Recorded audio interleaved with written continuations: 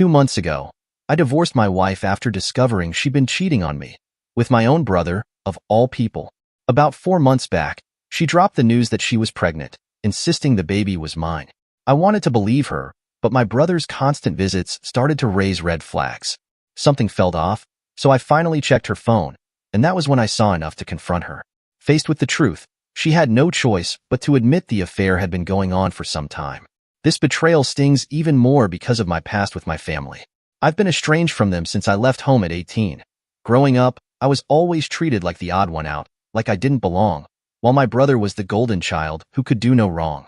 It was hard enough feeling like a stranger in my own family, but I never thought my brother would go this far to break what little trust one had left. I remember feeling uneasy when I walked into what was supposed to be a party in my honor, only to find it had started without me. But when I saw the cake with my brother's name on it, I completely lost it. I finally confronted my parents, asking why they hadn't celebrated my accomplishment with a party of my own. Their response floored me. They said that, after my acceptance letter, they didn't want my brother to feel left out, so they threw him a party instead. They told me I shouldn't throw a tantrum and should instead focus on uplifting my brother. That was the breaking point. Right then, I decided I was done with them and never wanted to come back. I stuck to that decision. I took out student loans, worked through college to support myself, and rented a tiny apartment with a friend after graduation. From the day I left for college, I never spoke to my parents again, and they didn't reach out to me either. Of course, a lot of time had passed since I left home, and last year, my brother reached out to me online. He said he wanted to reconnect and mentioned that our parents really missed me. In the years since I'd left, a lot had changed. About 2 years ago, I'd gotten married and was living comfortably. But honestly, I hadn't ever fully moved on from what happened between me and my family, so I agreed to meet them. At first, it was awkward and uncomfortable, but they genuinely seemed to be trying to make amends. I felt I should give them the same effort in return, so I went as far as inviting them to my home to get to know my life and my wife. Looking back, I realized my first mistake was introducing my brother to my ex. The two of them hit it off too well, and before I knew it, they'd started an affair. Eventually, my ex-wife got pregnant. At first, I was thrilled, thinking the baby was mine. But then, my brother started coming around more often, especially after we found out about the pregnancy. It didn't bother me much at first, but soon it started to feel wrong. He would touch her stomach, speaking into it as if he was connecting with the baby in a way that made me feel like I was somehow on the outside of my own life. My ex brushed it off, telling me it wasn't a big deal, but I couldn't shake the suspicion that my brother had more involvement in this pregnancy than I wanted to believe. About 6 months in, I finally decided to check her phone while she slept. What I found shattered everything I'd been hoping wasn't true. The text between her and my brother proved the baby was his, and they'd been together for quite some time. Even worse, my ex never intended to tell me. They had it all planned. After the baby was born, they would tell me about the affair. She'd divorce me, and they'd start a life together. They were counting on me paying child support to help fund their life together. The next morning, I confronted her. At first, she tried to deny it, but eventually, she admitted everything. That was the end of my 2-year marriage. And of course, my parents sided with them. All their words about both of us being equally important were hollow. When my ex and my brother announced our divorce on social media and their plans to get married, it was clear where everyone stood. My entire family stood behind my ex and brother, fully supportive of their relationship and completely indifferent to the damage they'd done to me. No one seemed to care that my mental health had been shattered or that my trust had been trampled. For 6 months, my ex had let me believe that I was going to be a father, that the baby was mine. It felt like I'd lost both my wife and the child I'd thought would be my own, and the pain was overwhelming. When I confronted my parents, hoping for some support, they dismissed me yet again, saying this was for the best. They refused to acknowledge my brother's betrayal, telling me I should be happy for him and my ex, that I should even join their celebrations. That was it for me. I cut them out of my life, but doing so complicated my divorce even more. With my family backing her, my ex walked away with a massive settlement in my car. She and her lawyer concocted a story about how I'd been toxic and controlling, even claiming I'd forced her to quit her job, despite it being her choice. My family piled on, claiming they'd cut me off years ago because of my supposed misogynistic attitude and tantrums. With their word against mine, I was painted as the villain, and the divorce ended up costing me a lot. The one relief was that I got to keep the house, though it felt like a hollow victory once everything was finalized. I was relieved to finally be done with everything, grateful that there's no waiting period for divorce where I live. My ex didn't contest it, so I was able to get everything finalized as quickly as possible and put it behind me. I knew it wouldn't be easy to forget, but I threw myself into my work, determined to push past this chapter. The effort paid off, and 2 weeks ago, I was promoted, a better position, a raise, and a new company car. For the first time in a long time, I felt genuinely happy and decided to treat myself to a solo dinner at one of my favorite restaurants. I made the mistake of posting about the dinner online, and within a day or two, my mother contacted me, asking if I'd come by for a visit. I was confused and a bit suspicious. After all, they hadn't supported me at all during the divorce, backing my ex instead. I tried ignoring her messages, hoping she'd give up, but then the calls started coming non-stop. Eventually, when I didn't respond, she actually showed up at my office. My mother wouldn't take no for an answer at my office, refusing to leave and eventually getting into an argument with the receptionist. It was embarrassing, so I promised her I'd visit in a few days just to get her to leave. A couple of days later, I finally went to see them. My family had used the settlement money from my divorce to move into a bigger house to make room for the baby, who'd been born just over 3 weeks earlier. I suspected the alimony was helping with the bills too, but at this point, the amount I was paying was a small fraction of my income, so it didn't bother me. When I arrived, my brother wasn't there, and my ex was asleep. It was just me and my parents. I didn't bother with small talk, just waited for them to get to whatever they had in mind. After several minutes of awkward silence, my father finally blurted out the reason they'd called me over. My brother had been fired, and the alimony and settlement money weren't enough to cover their expenses anymore. My parents, who had retired long ago, were now struggling to pay the bills, especially with a newborn in the house. They'd seen my post about the promotion and wanted me to help them out financially since they were running low. I was stunned that they'd even think to ask me for help after everything they'd put me through. For a few moments, I was speechless, just processing the sheer audacity of the request. But then, as the shock faded, I realized I didn't need to entertain any of this. I had nothing to say, and I was under no obligation to support people who had betrayed me so completely. I simply got up and walked out without saying a word. As I opened the door, I was surprised to find my brother standing there. My parents were urging me to stay and listen, but my brother looked alarmed at my presence. I still didn't say anything and continued to leave. It was pouring rain, and it was just a short walk to where I had parked my car on their lawn, so I ended up getting completely drenched, which only added to my terrible mood. At this point, I might have been the jerk in the situation because my parents and brother followed me outside. While I was digging through my pockets for my keys, my brother decided to make one last plea for help. It was strange to see him so humbled. He had always been smug and arrogant due to how our parents had favored him.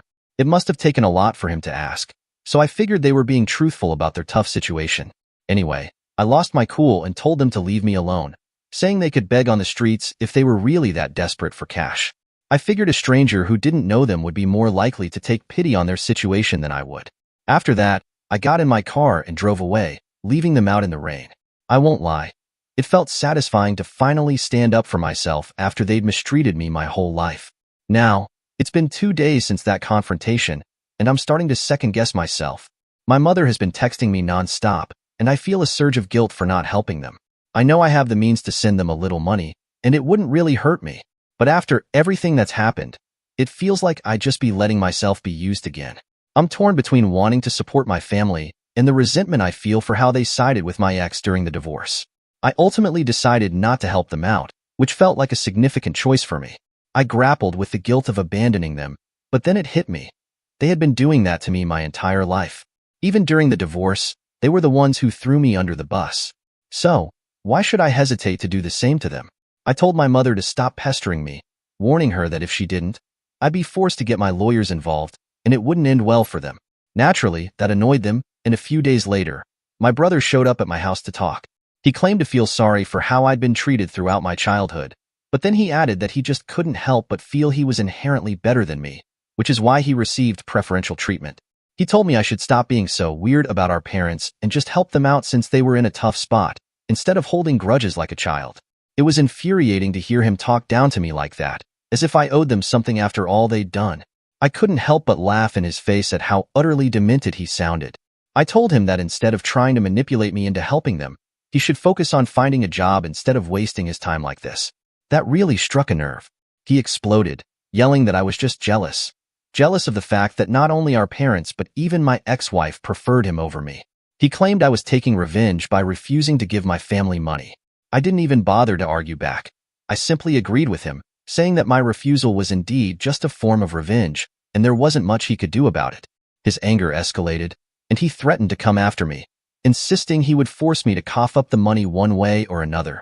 He warned that I would regret ever speaking to him like that. I looked him straight in the eye and said, "You know what? If you really want to try something stupid, I'll be more than happy to oblige. I'll be waiting for you." I leaned in closer, making sure he understood the weight of my words. "You think you can intimidate me into helping you? Go ahead and make your move. I promise you won't like the outcome." His face shifted, a mix of anger and confusion, and I could tell he realized I wasn't backing down. "Just remember, you brought this on yourself. So, if you want to come after me, I'll be ready. Honestly, I'm not taking any of that seriously at all. He can try to intimidate me all he wants, but it won't work because I know he's incapable of actually doing anything to me. I'm completely unbothered." So, 3 days ago, my brother stopped by to plead with me to help them, but he didn't succeed. My parents had already tried in the past, and that didn't pan out either. This time, my ex decided to call me. I was hesitant to answer, but I figured it was better than having them show up at my door again and wasting more of my time. When I spoke to her, I was blown away by how entitled and cruel they could be. She started off politely, mentioning that she and her family were struggling financially. While she acknowledged that I didn't owe them anything after everything they had put me through, she still urged me to think it over and be the bigger person. She tried to evoke sympathy by reminding me how my parents had funded everything in my upbringing and how she had done her best to be a good wife. Sure, except for the fact that my parents never cared about me and always favored my brother, and she ended up cheating on me with him. I used to complain about that, so it definitely didn't work. I told her that while I felt terrible about their situation, I was already spending more than I should by paying her alimony, which she technically didn't even deserve since she cheated on me. She managed to extract it from me because my family had no problem lying and painting me as the villain for their benefit. When I told her all this, she started sobbing on the call, accusing me of being selfish and heartless, which felt pretty ironic given the circumstances. Even after that, I still refused to help. She claimed my brother was right, saying I'd left her no choice but to involve the law and that she would demand a higher alimony and drag me to court to humiliate me again. Honestly, I'd like to see them try. The first time around, I was so emotionally drained and depressed that I didn't even bother fighting back or proving them wrong. I just gave in and agreed to pay the alimony without contesting their claims at all. I was never toxic or controlling, or any of the things they accused me of, so she had no justification for cheating on me and didn't deserve a single dollar from the divorce. But at that time, I didn't care. I just wanted to get the divorce over with, regardless of the financial consequences. This time, I'm ready to fight and ensure that I teach my family a lesson they won't forget. In a surprising turn of events, my ex-wife was true to her word for the first time and actually filed for a higher alimony amount now that I've been promoted. But this time, I wasn't going to let things slide so easily. I reached out to our mutual friends and explained everything that was going on, filling them in on past events since most of them only knew we had separated and were unaware of the real reasons behind it. They were all understandably shocked. I made it clear that I needed their support, asking them to testify against my wife if it came down to that, and they all readily agreed. I also informed my lawyer that I wanted to terminate the entire alimony arrangement since she didn't deserve a dime. Over the past few days, I've been gathering all the evidence I could find about how my parents and brother have treated me poorly, never considering me an equal, and now they're coming after me for money just because they know about my promotion. I'd had enough, and it was time to rid myself of these disgusting parasites once and for all. I wasn't going to waste time worrying about their feelings. I managed to convince some of my cousins, who had witnessed how I was treated like an outsider in my own home while growing up, to speak on my behalf. They were kind enough to agree, even though we were never particularly close. My lawyer was pleased with the evidence we had gathered, telling me it was airtight and we might actually be able to stop paying alimony. It was already known that she cheated on me, but my ex had painted me as the villain while portraying my brother as the hero who rescued her. All of that was a lie, and even though I hadn't fought back the last time, I was determined to set the record straight this time. When I presented several video testimonials from friends and relatives in my favor, my family had nothing to say for themselves. Those testimonials proved that everything my family had claimed was false and that I wasn't the person they made me out to be. I suspected they thought they would be let off the hook as easily as last time, but I wasn't that emotionally fragile anymore. In fact, everything they had put me through had made me much stronger. The judge looked over the documents before glancing at my ex-wife with a firm expression. "Ms. Brown, After reviewing your case and considering the circumstances, I must inform you that since you are now remarried, you no longer qualify for alimony. Your ex-husband is no longer liable for your maintenance, as his financial obligations to you have ceased with your new marital status. This court finds that alimony is intended to provide support for a spouse who is unable to support themselves after a divorce, and your current situation does not warrant such assistance. Therefore, the request for an increase in alimony is denied. There was a palpable silence in the courtroom as the words sank in, and I could see my ex's expression shift from expectation to disbelief. The judge continued, "If you have any further concerns, you may wish to consult with your attorney, but as it stands, this ruling is final." It was officially determined that I no longer had to pay alimony to my ex-wife, thanks to the new evidence that came to light. I felt like the happiest man alive as I realized it was finally over. The smug expressions on my family's faces were completely wiped away, and my ex looked on the verge of tears, but honestly, I couldn't care less about her emotions at that point. I was just done with it all. I had planned to celebrate with some delicious takeout and a movie, but, of course, my family had to do everything they could to ruin my moment of happiness. As I approached my house, I noticed my brother's car parked right outside, which puzzled me. When I walked in, I found my family standing at my door, blocking my entrance. I was taken aback and momentarily at a loss for words, but I resolved to act like it didn't faze me. So I took a deep breath and walked right up to them, maintaining my composure. "What do you want?" I asked, my voice steady. My brother stepped forward, trying to put on a brave face despite the obvious tension in the air. "We need to talk," he said, his tone a mix of irritation and desperation. I raised an eyebrow, crossing my arms. "About what? I'm done with all of this.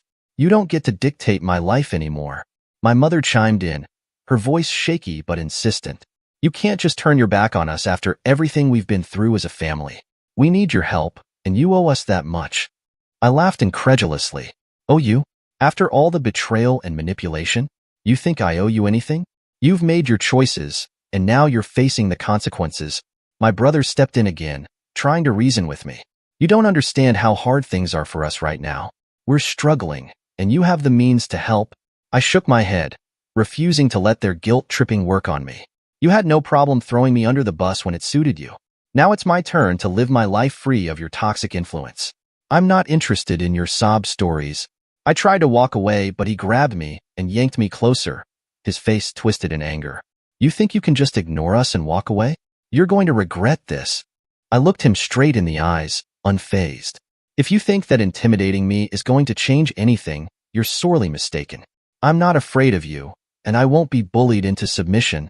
He released his grip, taken aback by my calm demeanor. My father tried to interject, but I cut him off. "You want respect? You need to earn it. This family has done nothing but belittle me and manipulate me for years. Why should I give you anything now?" My mother's voice trembled as she pleaded, "We're family. We need to support each other, especially in tough times." I shook my head. Family doesn't manipulate or betray one another. You all made your choices, and now you have to deal with the consequences. I've spent too long being the scapegoat in this family, and I refuse to play that role any longer. Frustrated and desperate, my brother shouted, "You're being selfish. You've changed since you got that promotion. You think you're better than us now." I shrugged, a small smirk forming on my lips. "No, I just realized I don't have to put up with your nonsense anymore. I've worked hard for what I have, and I won't let you drag me back down." I told them to leave my property if they didn't want me to call the police. "You can't just kick us out like this," my dad shouted, stepping forward. "You should be ashamed of yourself for what you've done today." "Why should I be ashamed?" I replied, trying to keep my voice steady. "I owe you nothing." He continued, "You have no sense of responsibility toward your family. You've betrayed us all by refusing to help when we needed you the most." After he finished, I chose not to respond or engage. I stood there in silence, arms crossed. I wasn't going to give them the satisfaction of provoking me. "Are you really going to ignore your own father?" My mother chimed in, her voice rising with frustration. "You need to treat him with respect." I simply looked at her, keeping my expression neutral. "Respect is earned," I said quietly. "You've all made your choices." Their faces twisted with anger. My dad stepped closer, his voice dripping with disdain. "What's your plan? Just sit there and pretend we don't exist?" "I'm not pretending anything," I shot back. "I just refuse to play your games."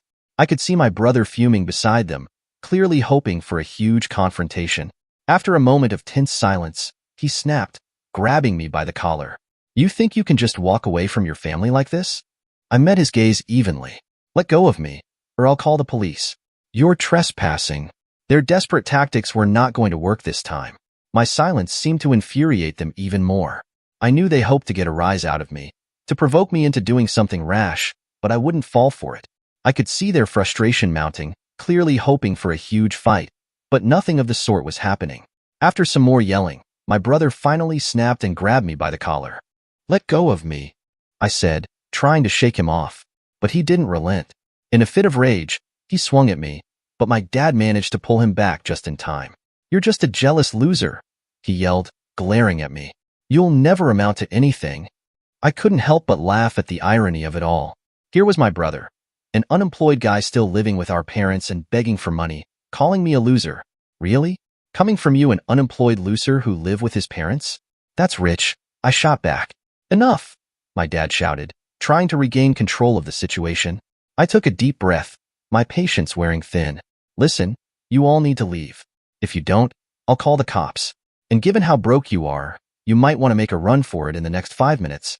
They exchanged glances, realizing I was serious. After a moment of begrudging silence, they finally backed off and left. 3 days later, I heard a loud knocking at the door. I peeked through the peephole and saw my brother, flanked by my parents, looking angrier than ever. My heart raced at the thought of their return, and a mix of anxiety and determination surged through me. Before I opened the door, I quickly grabbed my phone and called the police. "Yes, I need to report a potential threat. My brother and my parents are here, and I believe they might try to attack me," I said, keeping my voice steady. The dispatcher assured me help was on the way, but it would take a few minutes. Taking a deep breath, I opened the door, ready for whatever was about to unfold. "Look who finally decided to show his face," my brother spat, stepping forward aggressively. "You think you can just call the cops and hide behind them? You're a coward." "Stay back, I don't want any trouble," I warned, trying to keep my composure. But he stepped closer, his fists clenched. "You're not going to get away with what you did. You're going to pay for this." Before I could react, he lunged at me, a wild look in his eyes. I instinctively stepped to the side, dodging his swing. "Get away from me," I shouted, adrenaline coursing through my veins. Just then, I heard sirens in the distance, getting closer. My brother's frustration grew as he stumbled slightly, and I saw my chance to push him back. "You need to leave now, or you'll regret it." But he didn't listen. He was too consumed by rage. He charged at me again, but this time I braced myself, ready to defend myself. "Stop right there," I yelled as he closed the distance, adrenaline pumping. My parents stood behind him, shouting for him to calm down, but their pleas fell on deaf ears. I knew the cops would arrive any moment, and I didn't want to escalate things further, but I also couldn't let him attack me. "Just back off," I shouted again, trying to create space between us. The tension in the air was palpable as I prepared for the worst, hoping the police would arrive in time. As my brother lunged at me again, I could feel the weight of the situation crashing down. I knew I had to defend myself. He came at me with a wild swing, but I ducked and countered with a swift jab to his jaw. The impact resonated through my knuckles, and I could see surprise flash across his face. "Is that all you've got?" he sneered, wiping his mouth with the back of his hand. But the anger in his eyes told a different story. Fueled by adrenaline, I followed up with a second punch, landing squarely on his ribs. He stumbled back, gasping for breath as his face twisted in fury. "Now you've really done it," he shouted, his voice a mix of anger and disbelief. "You think you can just hit me and walk away? I'm going to make you regret this." His rage ignited like a wildfire, and I could see his muscles tense, readying for another attack. I knew I needed to stay on my toes. He was mad now, and that only made him more dangerous. "Just back off, man. This isn't worth it," I pleaded, trying to reason with him, but the look in his eyes showed that he was beyond reason. He charged again, fury radiating off him as I braced myself for what was about to come. The sound of sirens grew louder in the background, but right now, it was just the two of us, caught in this escalating struggle. My brother's rage seemed to reach a boiling point. With a wild look in his eyes, he lunged at me, fists swinging. But before he could land a blow, 2 police officers, responding to my earlier threat, arrived just in time to intervene. "Step away from him," one officer commanded, quickly placing himself between us. But my brother, fueled by anger, didn't listen. He charged again, trying to push past the officer. Just then, K9 unit officer stepped forward, releasing his trained dog. In a flash, the dog lunged forward, and with shocking accuracy, it bit my brother right in the crotch. "Ah!" he screamed, dropping to the ground in pain as the K9 held him down.